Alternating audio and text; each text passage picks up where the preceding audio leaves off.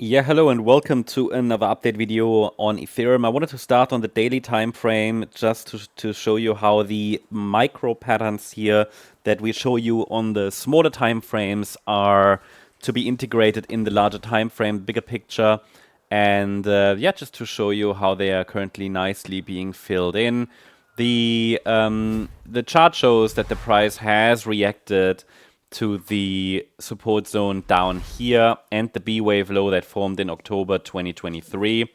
So there has been a reaction. That reaction is honestly not yet substantial enough to really confirm that a substantial low has formed. It would take a 5-wave move up for that. That could be that could be 5 waves in this A wave. But the risk is that this is just turning into a large, just a continuous movement in 3 waves to the upside. So there is no guarantee for 5-wave movements. But I shared with you in recent weeks how I am tracking this move to the upside, which is as an ABC structure in an A wave. Then there could be a B wave and a C wave. That C wave can be 5 waves. That smaller degree C wave can be 5 waves, and so on, yeah? And people ask me about projections to the upside. I mean, it should get to a new all-time high in the white scenario, right? So we talk here above $5,000 plus. But let's first see if we can, form this. I mean, this is not a done deal. We're not out of the woods yet. We don't even have a 5-wave move up from the April low. So from that point of view, this is still subject to change. It's a fragile structure. We have to continuously monitor and watch. But so far, this move to the upside is still projected. It's possible. I haven't given up on Ethereum. But as I shared over recent weeks, I mean, Bitcoin is still outperforming Ethereum on the ETH BTC chart. Made an update about ETH BTC yesterday, but really the situation there is unchanged. Yeah, the idea is that we are now pushing higher. I mean, I'm tracking this, still ongoing 5th wave. The problem is just on the daily chart that this 4th wave was so deep.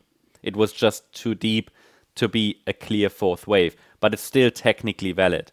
What we don't like normally is that the 4th wave breaks below the 61.8 retracement, so it was too deep, and not below the B wave low in the 3rd wave. Also, that was too deep. It was done. Both of these, yeah, the price broke in both cases below ideal levels, but not below invalidation points. That's very important. We don't have invalidation.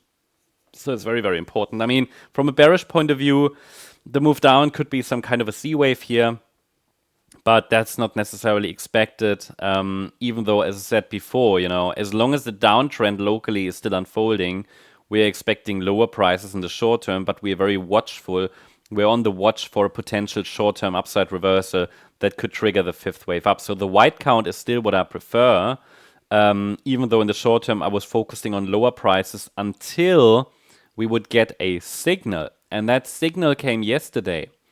Those of you who followed us in the recent weeks, or especially last week, you guys were aware of what the upside breakout point is that should send the price to 1925, okay? So last week, obviously, not much happened. I know a lot of you didn't even watch the videos last week because it was so boring, but those who did were aware of a key breakout point to the upside. That was our signal line. And someone asked me in the comments if I abandoned my view for one more low on Ethereum. Now, first of all, I didn't expect another low as such. I highlighted the potential, but it took a break below the red line at 1473 to confirm that. That would have allowed for one more low in the 1290 area. Until then, I highlighted, look, it's just sideways consolidation. We either get a breakdown below the red line. That could be a breakout point to the upside. Is here at 1687 it was, yeah. So, and that was the earliest signal I think we could get that, well, no, the earliest signal was a break above the Monday high, as per I think yesterday's update. But a better signal was a break above this green line, and that was the signal that made one more low, let's say, far less likely. And that shifted probabilities more clearly towards the rally towards 1925. So it's very simple. It's like an if-then condition. If we break above the green line, then we should get to 1925. And we are still on that pathway here. And therefore the answer is yes, but I mentioned in yesterday's video already. the expectation is for the price to push higher to 1925, as long as now our micro support is holding, which acts like a trailing stop, so I'm continue to adjust it. It's now at 1672. And I also mentioned in the last video yesterday that we should see this internal third wave stretch a little bit higher, because if this fourth starts, yeah, which can happen at any point now, then afterwards the fifth wave needs to be quite extended to still get to 1925. Now I would say that the price has indeed extended a bit further. We have to expect this fourth wave at any point. I mean, yesterday it was like, okay, it would be good if this stretches a little further.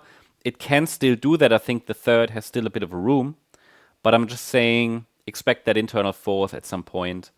And as long as it's holding 1672, the focus can remain on higher prices. And it doesn't even need to test that level. I mean, it can be enough just to tap 1747, 1705, for example. Yeah, that's the update about Ethereum. Hope you liked the update. If you did, please hit the like button, leave a comment, and subscribe. And if you really like the content, then please check out the channel membership. Thank you very much. Bye-bye.